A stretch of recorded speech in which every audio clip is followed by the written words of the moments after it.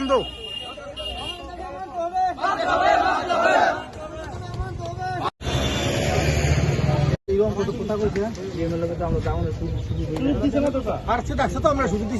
আমি কি কইতাছি আপনারে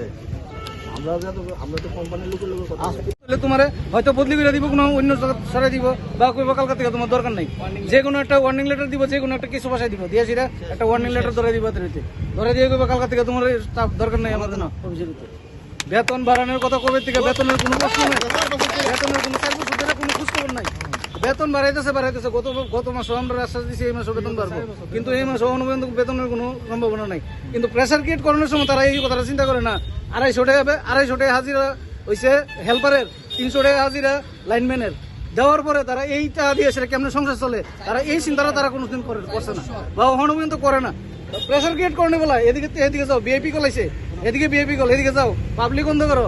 বিআইপি কল দিতে দিতে আমরা এসে পাবলিকের দেবি টাকাই, বিআইপি কল দেবো না পাবলিকের কল দিব, বিআইপি কল দিতে দিতে আমরা পাবলিকের দেবি টাকা এলাই। আচ্ছা, বিদ্যুৎ দপ্তরে আজকে আসার উদ্দেশ্য এটাই, আমরা বেতন বাড়াইবো অনেক বছর ধরে বাড়াবো। এর ছাড়া আমরা কোনো বেতন যে দিতেছে, বেতনে কোনো পে স্লিপ নাই আমার কাছে।